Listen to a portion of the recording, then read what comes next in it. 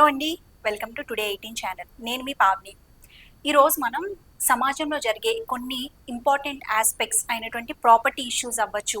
ఈ రోజుల్లో చాలా మంది విపరీతంగా సైబర్ క్రైమ్స్కి లోనయ్యి చాలా మంది ప్రాణాలు తీసుకోవడం కూడా జరుగుతుందన్నమాట.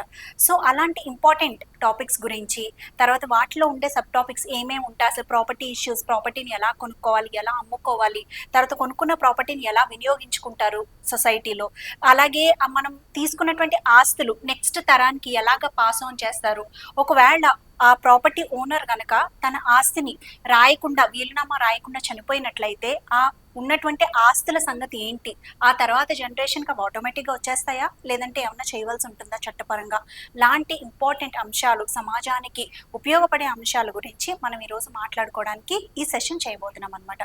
సో మన మధ్యలో ది ఫేమస్ అడ్వకేట్ అయినటువంటి నరేష్ సార్ ఉన్నారు మనతో పాటు. ఇలాంటి డౌట్స్ అన్నీ కూడా ఆయనే మనకి ఈరోజు క్లారిఫై చేస్తారు. సో అందరూ తప్పకుండా చూడండి, చూసి మీరు లబ్ధి పొందండి ఈ ఎపిసోడ్ ద్వారా, చాలు మాకు. సో ఇంకా మీకు మీ సమస్యలు ఏమైనా ఉన్నట్లయితే కనుక తప్పకుండా టుడే 18 న్యూస్ ఛానల్ దగ్గరికి తీసుకొస్తే మేము మీ తరపున మాట్లాడడానికి సిద్ధంగా ఉన్నాం. So on this note let's start our session. నమస్తే సార్. నమస్తే పవని గారు. Welcome to today 18 news channel. Sir, so ఇప్పుడు మీకు నేను చెప్పింది అర్థమైంది కదా సార్. మనం ఈరోజు ప్రాపర్టీస్ గురించి, సైబర్ క్రైమ్స్ గురించి డీటెయిల్గా మాట్లాడుకోబోతున్నాం. ఎందుకంటే సమాజంలో చాలా మందికి కొనేసుకుంటున్నారు కానీ డబ్బులు లోన్స్ ఇస్తుంది బ్యాంక్స్ అని చెప్పి ప్రాపర్టీస్, దాన్ని ఎలా మేనేజ్ చేసుకోవాలి, కరెక్ట్గా దాన్ని ఎలాగ కొనుక్కోవాలి, ఏ రకమైనటువంటి చట్టపరమైనటువంటి నిబంధనలతో కొనుక్కోవాలి లాంటి అంశాలు కొంతమందికి తెలియక చాలా డబ్బులు కోల్పోతున్నారు. కొంతమంది అయితే వాళ్ళు కొనుక్కున్నది కూడా కోల్పోయే పరిస్థితికి వస్తుంది సార్. సో ఈరోజు మనం దాని గురించి కొంచెం క్లుప్తంగా, చాలా డీటెయిల్గా మాట్లాడుకుందాం sir. So thank you sir, welcome to our show first. So sir, first thing, అసలు ప్రాపర్టీ అంటే ఏంటి, ఆస్తి అనగా ఏంటి, స్థిరాస్తులు, దాంట్లో రకాల గురించి కొంచెం మా ప్రేక్షకులకి చెప్పండి సార్. ఓకే, ఆస్తి మీన్స్ మనకు మూవబుల్ ప్రాపర్టీస్, ఇమూవబుల్ ప్రాపర్టీస్ అని ఉంటాయి. మూవబుల్ ప్రాపర్టీస్ మనకు వెహికల్స్ తీసుకోవచ్చు, కార్ కానీ లేదంటే ఇతరత్ర ఇంకేమైనా లారీలు కానీ. వాళ్ళు దాన్ని ఎప్పుడైతే తీసుకుంటారో దాన్ని మూవబుల్ ప్రాపర్టీస్ అంటారు. Immovable properties means assets, land కానీ ప్లాట్ కానీ ఇల్లు కానీ, ఇలాంటి వాటిని మనకు ఫిక్స్డ్ అసెట్స్. ఇది ఇమూవబుల్ ప్రాపర్టీస్ అంటే మనం వాటిని ఎక్కడికి కదలపలేము, దాన్ని మూవబుల్ అంటారు. ఏదైతే మూవ్ అవుతూ ఉంటుందో దాన్ని మూవబుల్ ప్రాపర్టీస్ అంటాం. ఎప్పుడు మనం ఎక్వైర్ చేస్తాం దాన్ని అని అంటే, మనం దాన్ని మన పేరు పైన ఎప్పుడైతే రిజిస్ట్రేషన్ అయిపోయి ప్రాపర్ వేలో, వెహికల్ అయితే ఎక్కడ రిజిస్ట్రేషన్ చేసుకోవాలి, ప్రాపర్టీ అయితే ఎక్కడ రిజిస్ట్రేషన్ చేసుకోవాలి, ఆ వేలో ఆ టర్మ్స్ మనం ఫిల్ చేస్తూ ఎప్పుడైతే తీసుకుంటామో దాన్ని మనం హక్కుదారులం అవుతాం దానికి, ప్రాపర్టీకి.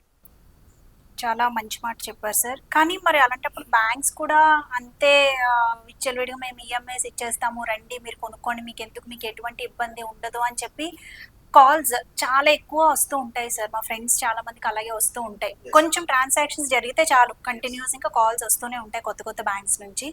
మరి అలాంటప్పుడు చాలా మంది టెంప్ట్ అయ్యి, అరే ఫోన్ ఒకసారి కొనుక్కుందాం, తప్పేముంది, ఈజీగా ఈఎంఐ మేనేజ్ చేసుకోవచ్చు అంట, మాకు బ్యాంక్స్ వాళ్ళు గైడ్ చేస్తారంట అని అంటున్నారు. అలాంటి వాళ్ళకి మీరు ఇచ్చే సలహా ఏమన్నా ఉందా సార్? ఇప్పుడు ఫస్ట్ మనం మొబైల్ ప్రాపర్టీ గురించి మాట్లాడుకుందామంటే, ఒక చిన్న టాపిక్ ఏమొచ్చింది, క్యాబ్స్లో ఓలా కానీ ఊబర్ కానీ లేదా ఇతరత్ర ఏదైనా రెంట్ పర్పస్ అని అన్నాం. మీరు ఎక్కడైనా చూడండి, ఊబర్ వాళ్ళని తీసుకోండి, ఓలా వాళ్ళని తీసుకోండి, ర్యాపిడో వాళ్ళని తీసుకోండి, అది 2 వీలర్ కావచ్చు, ఆటో కావచ్చు, 3 వీలర్ కావచ్చు, 4 వీలర్ కావచ్చు, ఏ వెహికల్ అయినా సరే ఓనర్ అయి ఉంటేనే వాళ్ళు అటాచ్మెంట్ తీసుకుంటారు. మీరు ఇది బాగా గుర్తుపెట్టుకోండి. వెహికల్ అటాచ్ చేయాలి అంటే దానికి ఆ వెహికల్ తన పైన రిజిస్టర్ అయ్యి ఉండాలి. ఒకరి వెహికల్ ఇంకొకరు తీసుకొని దాన్ని రిజిస్టర్ అయ్యి ఇతను డ్రైవ్ చేయడానికి లేదు. మీరు ఏ ఊబర్ వెహికల్ అయినా తీసుకోండి, ఓలా తీసుకోండి, ర్యాపిడో తీసుకోండి, ఆ డ్రైవర్ అనేవాడు ఆ కార్ అతని పేరు పైన ఉంటుంది కంపల్సరీగా. లేదు అని అంటే థర్డ్ పార్టీ అవుతుంది. ఇప్పుడు నా వెహికల్ ఉంది, suppose yellow plate white plate రెండు ఉంటాయి. ఓన్ కార్ ఏదైతే ఉంటుందో, ఎవరైతే కొనుక్కుంటారో, ఇది కూడా చాలామంది తెలుసుకోవాల్సిన విషయం ఏంటి అని అంటే, ఎవరైతే కార్ కొంటారో ఆ పర్సన్ అందులో ఉండాలి జనరల్గా. ఎస్, ఆ రిజిస్టర్డ్ పర్సన్, అది అతని కోసం తీసుకున్నాడు, అతని ఫ్యామిలీ కోసం తీసుకున్నాడు. ఆర్సీ దాంట్లో పెట్టేసి ఎవరెవరికో ఇచ్చేస్తే, రేపు మా దగ్గరికి ఇక్కడ ఒక కేసు వచ్చింది. దీంట్లో వేరే స్టేట్కి వెళ్ళింది కారు, వెళ్ళిన తర్వాత అక్కడ యాక్సిడెంట్ అయింది, అందులో ఒక పర్సన్ చనిపోయాడు. చనిపోయిన తర్వాత ఎఫ్ఐఆర్ అవుతుంది కదా, కేసు అయింది. ఇప్పుడు నోటీస్ ఎవరికి వెళ్ళాలండి? దాంట్లో రిజిస్టర్ ఎవరైతే ఉన్నారో వాళ్ళకు వచ్చారు. You have to come to the court and give an explanation. వాళ్ళు సఫర్ అవుతున్నారు ఇక్కడ. తీసుకెళ్లిన వాళ్ళు ఆ పని చేయకపోతే బాగానే వెళ్ళి వచ్చేవారు. బట్ ఇక్కడ ఏం జరిగింది, అదొక యాక్సిడెంట్. అది కొన్ని సర్కమ్స్టాన్సెస్ ఉంటాయి కదా, జరిగినాయి. జరిగిన తర్వాత పర్సన్ ఎక్స్పైర్ అయ్యాడు, ఆటోకు తగిలింది. ఇప్పుడు ఇతను తిరుగుతున్నాడు.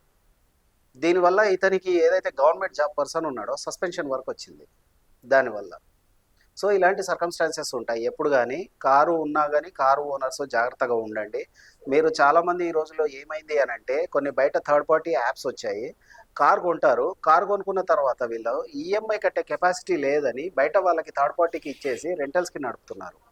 ఈఎంఐ కట్టే కెపాసిటీ లేనప్పుడు కారు ఎందుకు కొనటం? చిన్న క్వశ్చన్. మిమ్మల్ని మంచి సమాజంలో ఉండాలి, బాగుండాలి. మనకి ఎంత వస్తే ఎంత ఈఎంఐ పెట్టుకోవాలి, మనకు ఎంత అమౌంట్ మనకు గెయిన్ చేస్తున్నాం, మంత్లీ మన శాలరీ కావచ్చు, లేదా సోర్స్ ఆఫ్ ఇన్కమ్ కావచ్చు, లేదా బిజినెస్ కావచ్చు, దాంట్లో మనకి ఎంత వస్తే మనం ఎంత ఖర్చు పెట్టాలి అనే దానికి ఒక లెక్క ఉంటుంది. దీనిపైన ఒక అనాలిసిస్ చేసుకోవాలి. మనకు 50,000 సంపాదిస్తే 40,000 నువ్వు ఈఎంఐలే పెట్టుకున్నారనుకోండి, ఒక మంచి ఫ్లాట్ తీసుకుంటారు. అందరికీ ఉండాలి ఈ రోజుల్లో, కారు ఉండాలి, బంగ్లా ఉండాలి అనే ఆశ ఉంటుంది, దానికి హద్దు లేదు. బట్ మనకు వచ్చే ఇన్కమ్ మాత్రం హద్దు ఉంది కదా, లిమిట్ ఉంది కదా. ఆ లిమిట్ని చూసుకోవాలి మనం. ఆ లిమిట్ని చూసుకోకుండా పక్కోడు కారు కొన్నాడు, నేను ఇంకో అంతకన్నా మంచి కారు కొనుక్కుంటా, నా ఫ్రెండ్కి ఉంది, ఈ రకమైన పోకడలకు పోయి కొంతమంది ఇబ్బంది పడుతున్నారు.